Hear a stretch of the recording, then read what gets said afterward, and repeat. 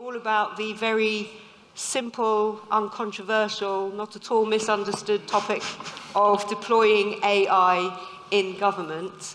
Before I introduce our wonderful speakers, and they are wonderful speakers, I do just have to recognise the fact that of all the panels that we have today, where I think we have managed to get really quite good diversity of our panels, this one is our only male panel.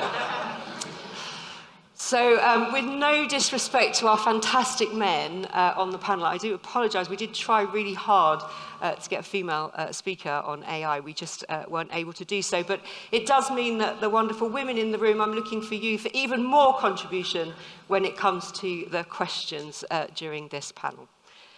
So in terms of our brilliant speakers, we've obviously heard from Kevin here today. If you weren't here right at the beginning of the day, Kevin is the former Director General of the Government Digital Service in the UK and now expert advisor for Global Government Forum. We are then going to hear from Frédéric Marcus, who's Deputy Chief Operating Officer at the Living Lab for the Agence e-Santé in Luxembourg. Then we will hear from Melvin Greer, who is Fellow and Chief Data Scientist for the Americas at Intel. And then Yvan Gauthier, who is Head of Artificial Intelligence Accelerator at the National Research Council in Canada. And Sultan Baramov, who is Deputy Director for the eGov Development Center in Azerbaijan. So equally as jet-lagged as I am today, if not a bit more. But we didn't have that much time, as much as we wanted for questions in the last session, so without further ado, without any further introductions, Kevin, I'm coming to you for your opening thoughts. I need to just flick on, so that's me, I'm still Kevin Cunnington. I did quite a bit of work recently.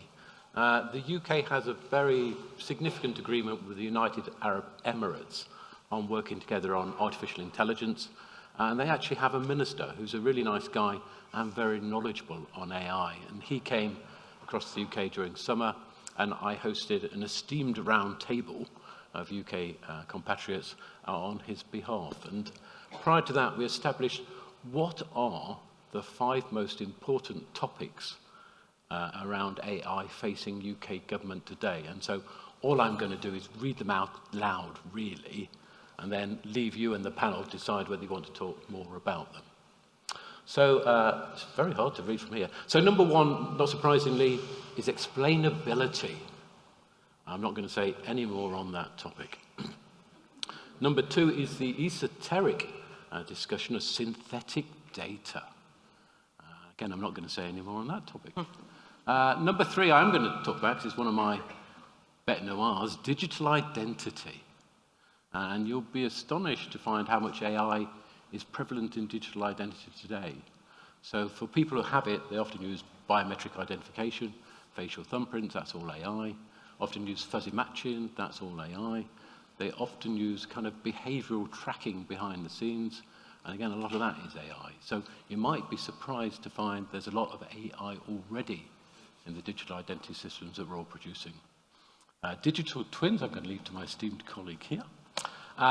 One of my personal favourites, retraining skilled AI staff. So probably like many of you, I've trained some of my staff in AI very expensively to find they go and work in the private sector as soon as they're trained.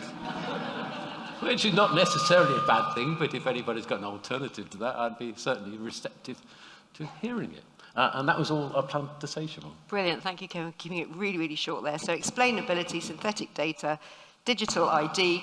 Kevin, I don't know why you're not on the digital ID session later, but digital twins and retraining and skills. Thank you so much. Frédéric. Yeah. Thank you to let me explain you what we are doing in Luxembourg, actually, in this digital twins area. First of all, for 2 years now in Luxembourg, we have a national EHR for all the population. I would say even more than all the population, because all the cross-border workers are also included, which represent almost the population of Ottawa, actually. And for all these people, the EHR is actually working, and we have now actually more than 8 million documents. It's mostly biology documents, imaging the documents, and different kind of reports. And now, okay, we have this storage of information. What could we do with this information? So now we are working on one process that we call Cameron process. Cameron linked to the Avatar film. It's digital twins, in which we are implementing a data lake. We are pushing all this information in this data lake with, first of all, a layer of pseudonymization of the identity, then a second layer of anonymization of the documents. But before giving the opportunity to people to use this information, we have then a third layer of anonymization, which with an algorithm, an AI algorithm, will prove that the information are still anonymous. Because nowadays, we know that if you have one anonymous database and one second anonymous database, we are merging them, it's not anonymous anymore. So when pushing all this anonymous information in the data lake, we have to be in the final step to check that all this information are still anonymous. It is, of course, related to the security of the data protection and all these topics that I'm sure that we are going to speak about.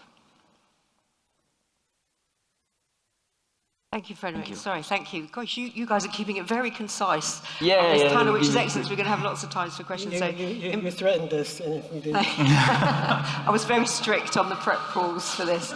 So really interesting to hear what you're doing in Luxembourg and really stressing there the importance of anonymization as well and data privacy in this. Melvin, over to you. I cannot tell you how happy I am that I'm doing this in Ottawa, because I lived here as an expat for a year. I married a girl from Ottawa who graduated from Ottawa U. It's like a song. And all of my children, including my wife, of course, are Canadian citizens. So being back in Ottawa is really, really cool for me. Last night I had dinner with my sister-in-law, and it was great. So as the chief data scientist at Intel, I'm responsible for applying AI to lots of different enterprises in various domains: oil and gas, education, financial services, health and life sciences, and so on. But there are some peculiar and unique things about doing it in public sector that I just want to highlight very quickly. Number one, governments as an enterprise tend to be the producers, actually the largest producer of data in their country. And so this discussion about how data is created, managed, tagged, classified, and made available is not a side job for government. They are the largest producers of data, and so they have to take that responsibility very seriously. And so when we think about this idea of being able to drive responsible and ethical AI, the second discussion point I want to highlight comes to bear, and that is that governments also have this dual responsibility for not only protecting the homeland and national defense and national security from external threats, but they have that same responsibility for internal threats. And so the ability to understand how to balance the use of data to support broad citizen services, and at the same time use that in a very ethical, responsible, and transparent manner for homeland security and national defense, this is a key balancing point that only federal governments often have responsibility for. And then third, I think it's really important to think about the new things that are happening with AI. The speed with which AI is moving is increasingly forcing governments to adopt what Intel has described as ambidextrous thinking. The ability to think about current events and ideas around advanced technologies and policymaking around those, but also what are we needing to do for neuromorphic, for quantum, for brain research, for moving from Web 2 to Web 3. These require different levels of thinking, the ones in the tactical versus the ones in the strategic. And government is typically the place where this actually has to happen. And so we're not talking about just training people on how to use R and Python or code. We're really talking about how to train people on how to do both the tactical aspects of AI, but also the very strategic ones as well. So I'm looking forward to the discussion. Brilliant. Thank you so much, Mo. And you've won the hearts and minds with your nationality story. So, Ivan, over to you. I'm about to reinforce some of the things that Melvin just said. So I work with the National Research Council of Canada, the NRC, and I joined the NRC about a year and a half ago to lead a new accelerator specifically focused on supporting the government of Canada and the federal departments, partly for the reasons that Melvin has raised, and I will mention them later. But as a bit of a background, at the NRC we have a division with over 100 specialists focused on digital technologies only. We've been in the machine learning space for many decades. And we also have a long history of supporting both the private sector and the public sector when it comes to different areas of AI, from advanced analytics, natural language processing, and machine vision. So AI is really not new to us, and I would argue that AI is not new to the government of Canada. In my previous life, I spent most of my career at the Department of National Defense working on some of the things that Melvin mentioned. I was embedded with different organizations, helping decision makers to better use their data using advanced analytics, machine learning, and make better decisions using these data. So AI is not new, but what I think is really new is, well, a couple of things. The growing appetite for AI, which is really not just for national security now or research departments. It's really across the government with all the digital transformation agendas that are going on. But a second thing, and this is something that we have observed a lot at the NRC because we work both with the private sector and the public sector, is the growing differences between the two environments. When you work with the government, you're facing different sets of problems, different sets of data, and the way you have to handle the data is also completely different. So I'm not sure if Melvin will agree, but in industry, you're dealing with a lot of processes where the objective function is to maximize efficiency, minimize costs, increase customer engagement. That's easy to frame. But if you're in the government and you want to increase the quality of services or improve policy making, it's much more difficult. You also have to deal with very sensitive data. You have to handle ethical issues, privacy issues very carefully, make sure that you automate any process that you want to automate. You have to handle the risk of doing that. And on top of that, you have to add all the kind of skill set issues that were mentioned, infrastructure issues, data governance issues, all that to say that it's a different ball game, and I think that's why it deserves an internal capacity, and we need to develop internally within the government the capacity to deal with these problems. Thanks, Ivan. So really mirroring a lot of what Melvin said there about some of those unique challenges for the public sector when it comes to the deployment of AI, in particular around very sensitive data, the risks involved, and focusing on the improvement of services, the quality of services as well. Thank you. And last but not least, Sultan, over to you. First of all, thank you very much for the invitation. It's a great pleasure to be here. Before jumping straight onto the topic, I'd like to take you back to 2013, when the public service delivery reforms have started in Azerbaijan. As the former Soviet Union country, we've inherited some challenges such as petty corruption, substantial amount of bureaucracy, totally different processes and procedures implemented by different government agencies. So in 2013, we've had the challenge to bring all the government agencies under the same standards. And as a result, we've created the Asan public service malls all over Azerbaijan. The government had invested huge amounts of money in order to do that. As a result, the citizen satisfaction increased to above 95%, zero petty corruption, the same shelter where all the government agencies are gathered and acting as per Asan standards and providing public services to the citizens of Azerbaijan. Now, this model had later won the United Nations Award back in 2016. Now, the introduction of the Assam model has increased the expectations of the citizens from us, and they're expecting the same success in the digital environment, so in the digital government services. And from that perspective, our center has the mandate to act like a service center lab, the service design lab, where we're analyzing, simplifying and digitalizing the services in digital environment. And the usage of artificial intelligence is one of the trendy directions that we are considering at the moment. What we tend to do, we tend to demonstrate to the end users, to the audience, the benefits of the artificial intelligence, to get them to feel what benefits can be brought to their lives through the usage of the artificial intelligence in digital government services.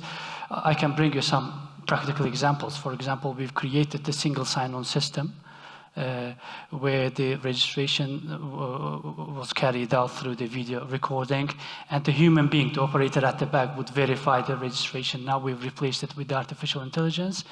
If the visual matches with the visual on the identification card above 80%, the system automatically verifies. So before, it used to take up to 4 days to get the registration, which was not making everyone happy. If you are if it's an urgent case, you have to wait for 4 working days. And now, through the introduction of the artificial intelligence, it happens within a couple of minutes only. So it is also aiming to support our strategic goal, which is increasing the citizen satisfaction. In the nearest future, we're also considering to use the artificial intelligence, for example, the emotion detection in our public service malls, to make sure that our operators are smiling enough when they are serving to the citizens, or the object detection, whether they are wearing the ties in the accurate manner when they serve to the citizens. For the moment, it's the human beings who are controlling it, which could be biased, which could be subjective, but with the introduction of the machine learning, we're gonna let the technology decide that. Thank you. I love this idea of artificial intelligence checking if you're smiling enough. I think that's really, really interesting. Thank you so much. Really interesting to hear how much you've achieved in Azerbaijan overall in kind of public service reform, public sector reform, but then almost a kind of the challenges of your own success there in terms of citizens' assumptions going up on how much more you can do now on digitalization. So really interesting to hear. So we are coming to the audience in a moment on questions, but I've just got one. Obviously, in the session that we had earlier, lots of talk around some of the barriers to some of the digital reforms, digital transformation, including getting politicians on board, getting senior officials on board, that understanding of what data and digitalization can do. Nowhere in the webinars that we do in GGF do we have more questions around people not understanding things than we do when we talk about AI. Do you think that lack of understanding of what AI actually is one of the biggest barriers that we face across the public sector in terms of adoption? Melvin, I'm going to start with you, because you kind of straddle both the public and the private sector. Sure. As I mentioned to you, I'm a fellow at the FBI as well, so I'm actually a member of government and a member of industry, and so education is key. I think the idea that we heard around public-private partnerships is a fundamental building block for helping to make sure public servants understand how these technologies work and the implications associated with them. I'll tell you that at Intel, we've created curriculum that we provided to public sector organizations and governments around the world to help jumpstart their education process. But I think what's interesting about this concept is that most people actually have an experiential understanding of the key elements of AI without necessarily calling it AI, right? So everybody creates about 3 terabytes of data every day. Everybody's got to figure out where to store it, how to secure it, who they're going to share it with, how they're going to find it, how they can search on it. And these are the fundamental elements that governments also have to deal with, only at a much grander scale. So yeah, education is important, but when we really start thinking about understanding AI, we can look to ourselves and look in the mirror at what we do every day, because we are, in fact, without any hesitation, the data engine that makes AI possible. We, collectively, we are that data engine. And so in many ways, we have that understanding, and even if we don't call it machine learning or adversarial machine learning or generative, whatever you want to call it. We don't call it that, but we actually do the exact same function. And so in many ways, when we think about augmenting the workforce, we help our talent seekers, not necessarily finding people who have PhDs in data science, but people who really understand the fundamental building blocks that are associated with data, data management, governance, and analytics. And then we give them some of the advanced tools that we have so that they can escalate their growth potential. But this is not something that is beyond even my 14-year-old to do. Thanks. Kevin, your thoughts as well on kind of just that basic lack of understanding of what AI technology is and what it can do? So what would I say? I think there's a terribly popular misconception that somehow AI isn't computing. And it is. He says, as a fellow whose master's degree is in AI, it's just data and programs of a slightly different form. And so all the rigors that we could apply to programming and computing, like testing services, equally apply to AI. So it's not a different set of technologies. It's just a slightly different niche and different set of tools. But I think the public sees it very differently, as sentinel almost, that it's a threat. It could somehow self-teach itself, because we grew up with all these science fiction films that show AI systems learning. And candidly, most of the AI systems that we have today are rather niche. We train them to do a very specific job, whether it's facial recognition or otherwise, and they do it far better than we do, but in no way is that intelligent. It's just well learned. So I do think that there is a real perception gap with the general public believing that AI is much cleverer, more intelligent than it is to the reality that practitioners, at least, think it is. What we do about it, I don't know really. Maybe stop some of those mad sci-fi movies, but that would take a lot of the joy out of life that I enjoy. Or, just better education. Yeah. Certainly in the UK, we have made a conscious attempt in government to have basic kind of training courses about AI, not for practitioners, but just like we did in the digital academies, to make sure people weren't worried about it, understood it a little better, and therefore felt more comfortable talking about it, but certainly more comfortable suggesting applications for it. Kevin, Ivan, you were nodding there to what Kevin said. Is this misconception a big issue? Yeah, well, what I would add is that along the same lines, AI is learning by itself.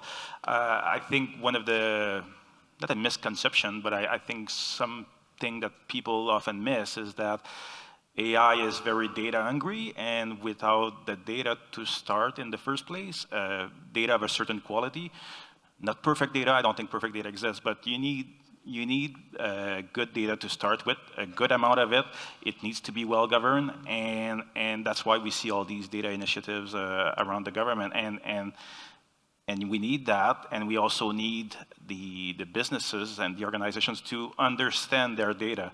I see a lot of organizations who want to jump into AI straight away, but they've never really done a data exploration, a dashboard. They don't know their own business from a data standpoint, and they're trying to jump too many steps. So I'm sure the issue of data will come up, and the quality of the data will come up in the questions. Please be getting your questions ready. I'm going to come to you after this. But Frederic, to what extent is education part of what you do, kind of getting people to understand? Is that a big part of what you do?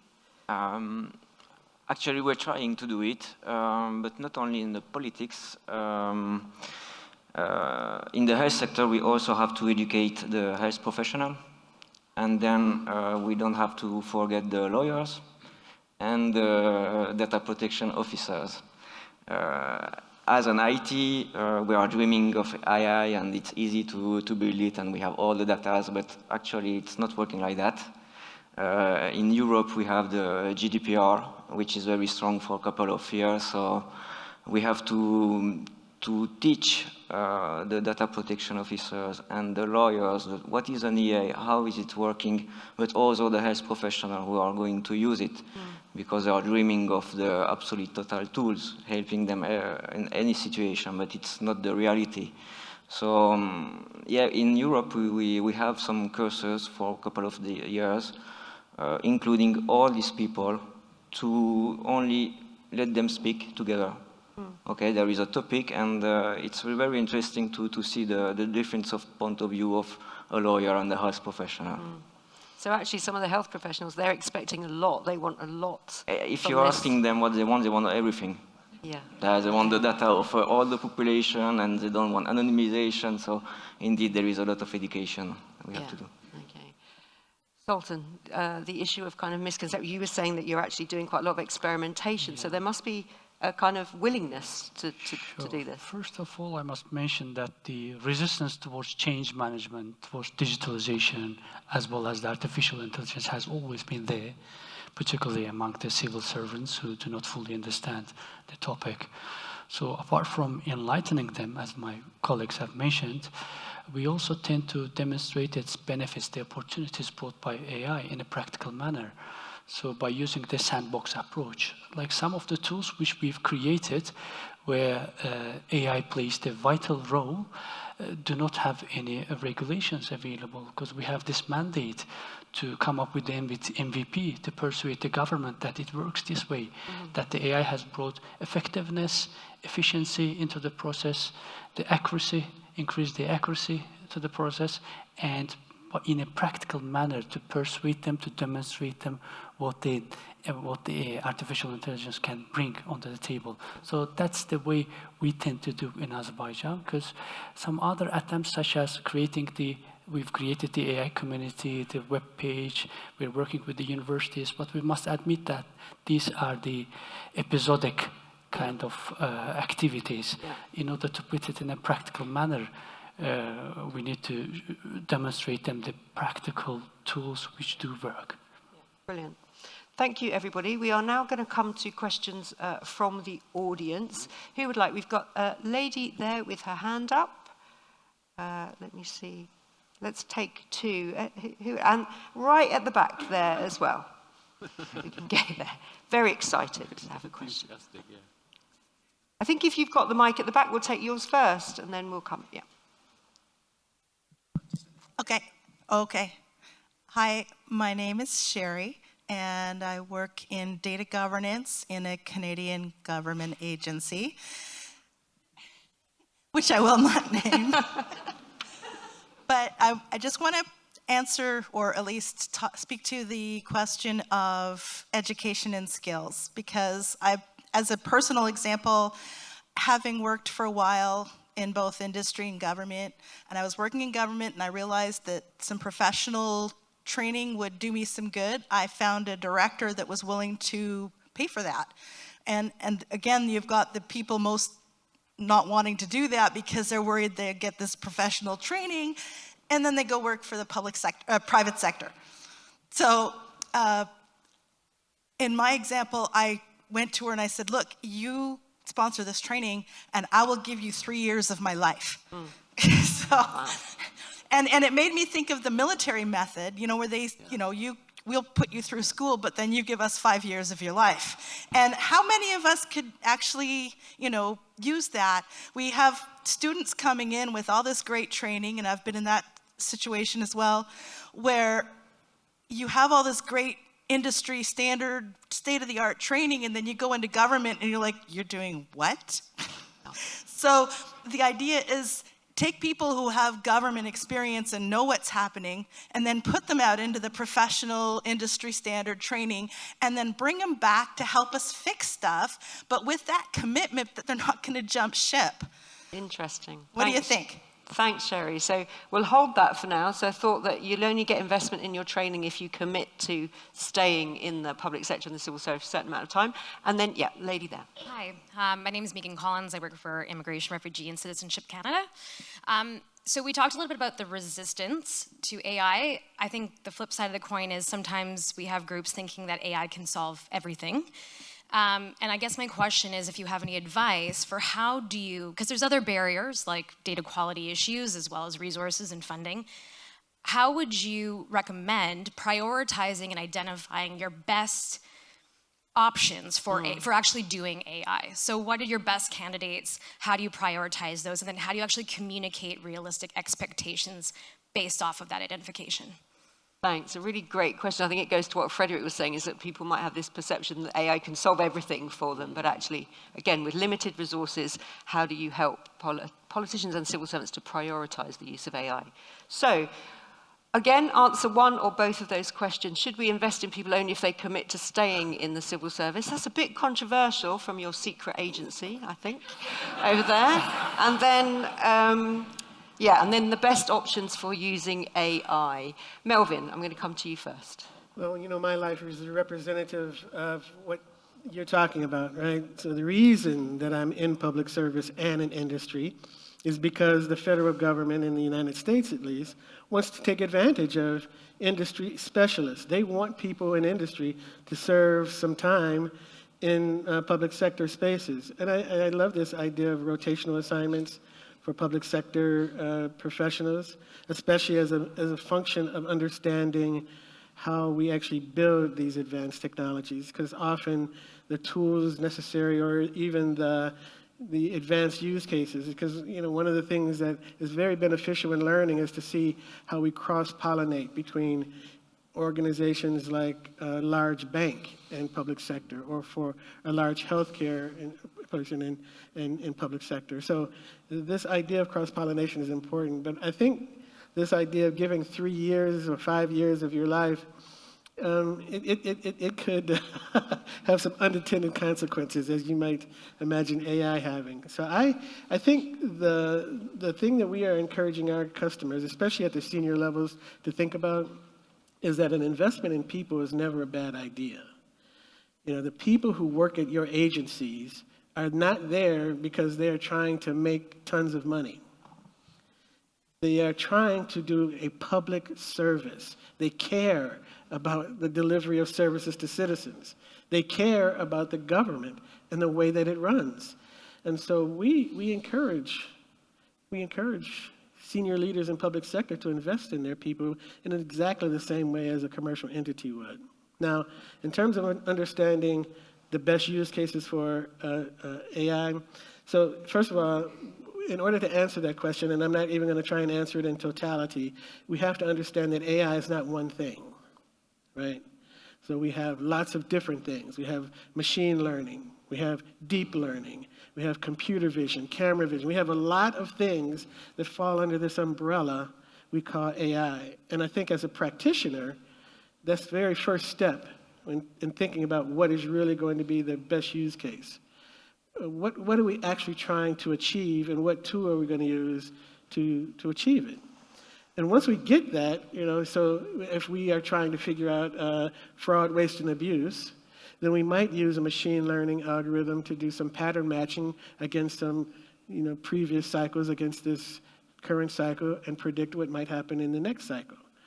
But the point is that a match between the capability and the specific capability of the type of data science that we're going to use against the real problem that we're trying to solve is really how we get to this idea of the best use cases for AI. Thanks, Melvin. Frederick, I mean, you mentioned that this expectations that AI can achieve anything. So how do you, one, manage people's expectations, and secondly, how would you advise people to prioritize in terms of? Well, actually, the priorities was simply what would the agency do with this data. And the first idea was the rare disease. Actually, in Luxembourg, we have 20,000 people having a rare disease. If we are counting the family, it's almost 100,000 people touched by the rare disease. And the main problem is that it's 7 years to have the diagnosis of a rare disease. But if with this EHR we could have a pattern of what is a rare disease, it would be easier to make the diagnosis. For example, if you have 4 years children and you bring these children to 10 different specialists in 1 year, that's probably that you're looking for the disease of the children. And with this kind of pattern, we could push to the health professional the notification that maybe there is something. So the priority was not to build the unique, the total EAA first, but to bring some easily things that could be solved by the AI. Having the normal pattern of health consumption of a citizen would be easy to do, and then it will be easy to have the difference of this pattern. So there was the priority was what could we do easily, fast. Maximum benefit. Yeah. Kind of, yeah. Nice. Ivan, you wanted to comment? Yeah, I'd like to add to that, because this is something I meet with different people from different departments all the time, and they often come with more than one ideas. Some of them reasonable, some of them more science fiction-esque. But we developed an approach to go through that and prioritize their use cases or their project ideas.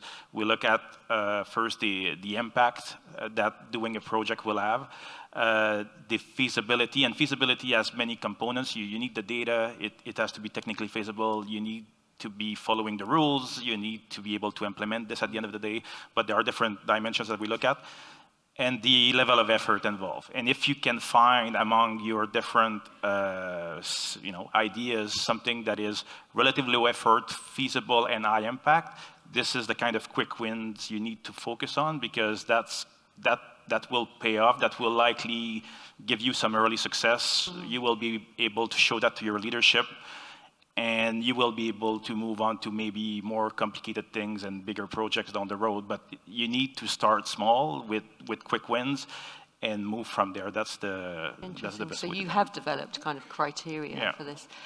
Kevin and then Sultan, also your thoughts in particular about this issue of only investing if people commit to stay.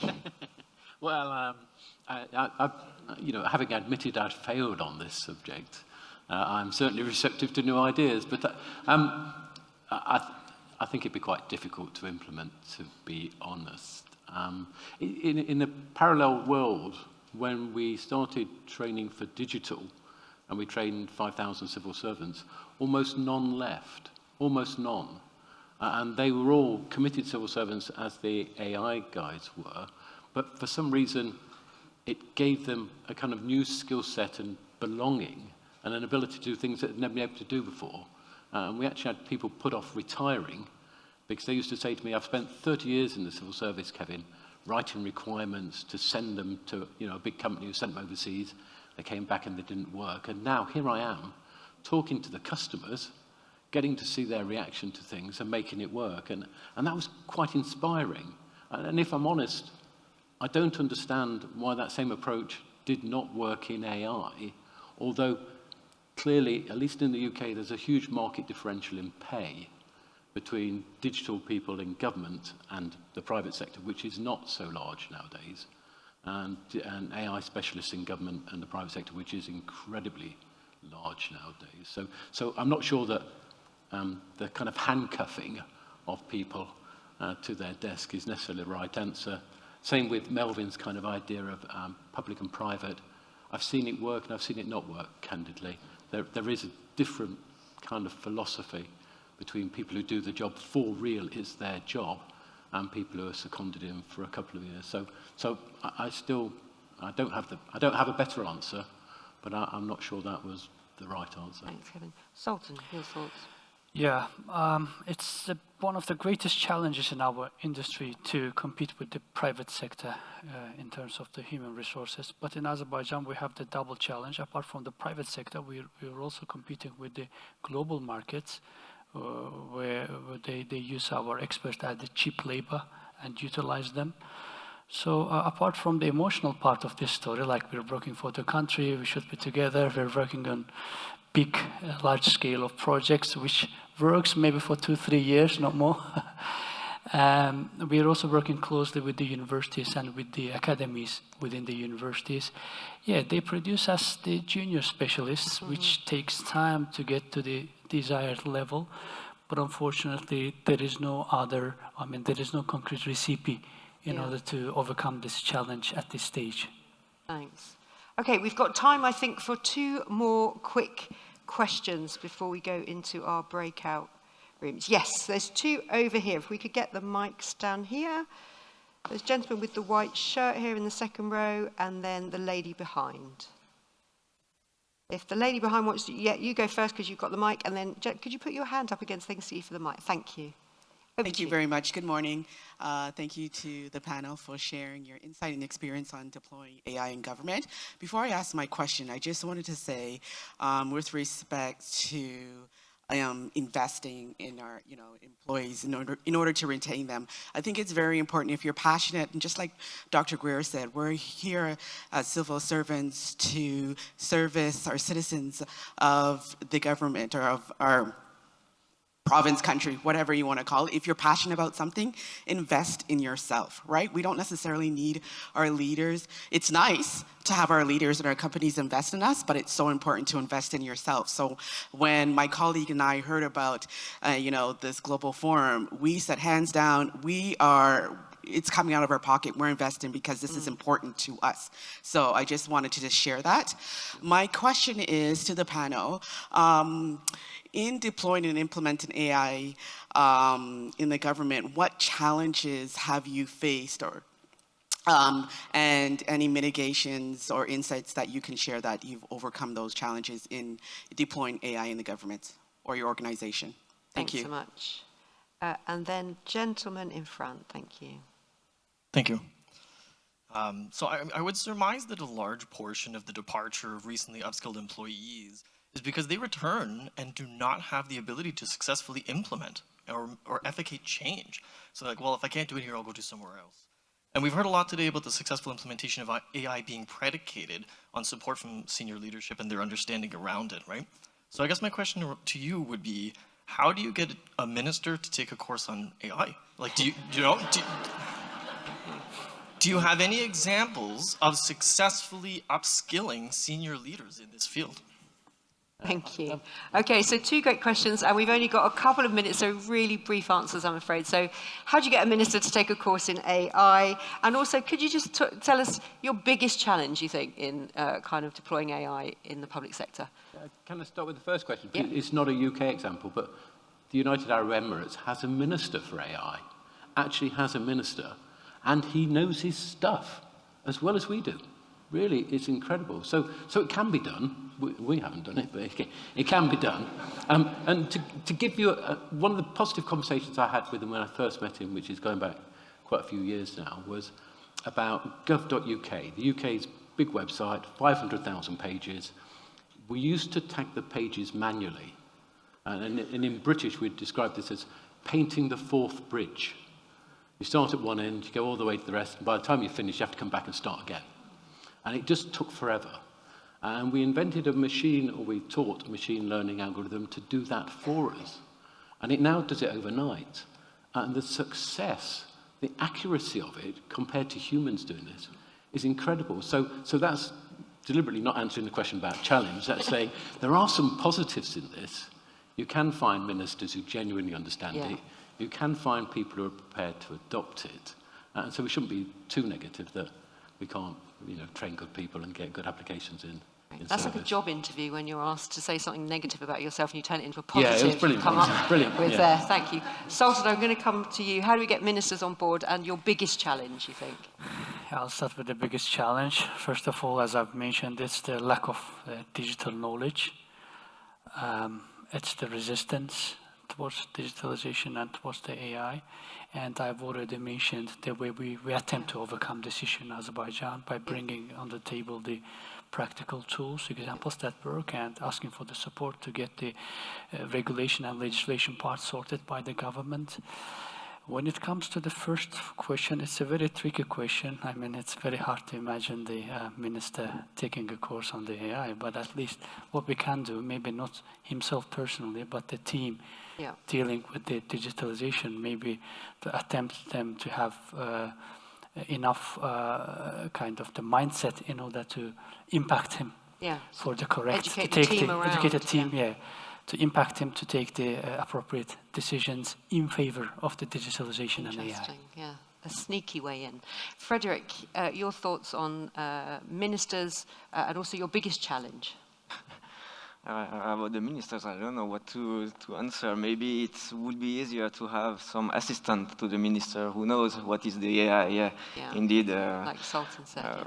And the second question was what the... What do you think your biggest challenge and barriers are? Actually, the biggest challenge is, it's linked to the education, is to make people understand what we want to do and how we want to do. There is a big fear of data breach, of what is happening if all these health data are in the dark web or I don't know where. So we have to explain them very clearly what is the pseudonymization, what is anonymization, because still now it's clear that for at a political level, anonymization is not a very clear idea. Okay.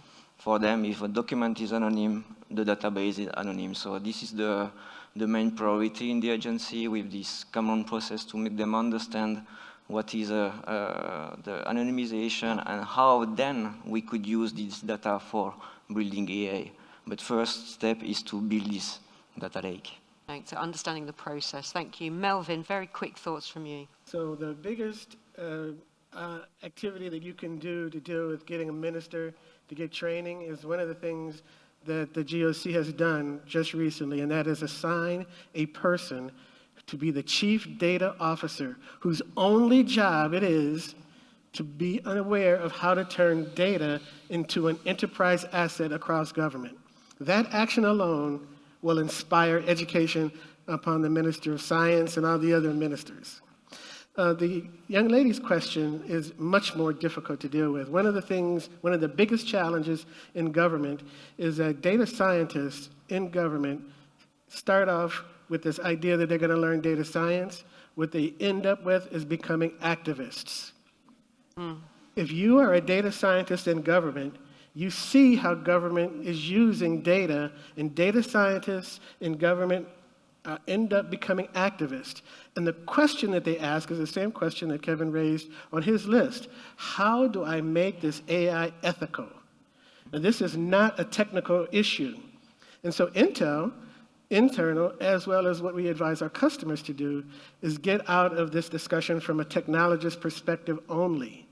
So today, we are hiring anthropologists, ethicists, community leaders, religious leaders, and we're encouraging our customers to do the same thing when they think about how to develop and field, technologies that are going to be making decisions about people on their behalf when they're not actually there to interrogate the decision, or the mechanism that was used to make the decision, or the data that was used to drive the decision.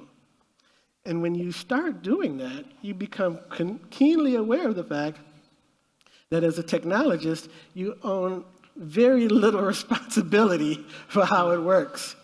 You actually have to get more and more people who really understand anthropology and ethics and community before you can successfully deploy against this challenge of ethical AI. And that's what we're doing, and we're asking our customers to do as well. Thanks, Melvin. Interesting, as we're coming to Ivan's final thoughts, that we come back to ethics again, the importance of ethics and equality and inclusion. Ivan, the final thoughts to you. I'm just going to focus on the word deploying, because there's a big difference between developing AI and deploying it. And there's a lot of challenges I could name, but the infrastructure one remains a big one, because if you want to put something into production and use it for real, it's not just doing something on your laptop. You need to ingest new data. You need to put it in a user interface. You need to retrain the model as it starts to drift. You need to do all kinds of things. And without the proper infrastructure, this is very, very hard to do. So the cloud-first strategy we have in the government will help. It has been a game changer for my teams before. And until we have the tools of the trade, it's going to be hard to deploy AI on a regular basis. And this will also impact retention that we talked about before, because if you don't give these bright people the tools that they need to do their work, well, they're going to go where the tools exist. Thanks, Ivan. I'm really sorry we couldn't get through all the questions, but as I say again, our fantastic panel here, and I'm sure you'll agree with me, they're a brilliant panel, will be around, so please do grab them at any point if you see them outside. Thank you so much for your contributions.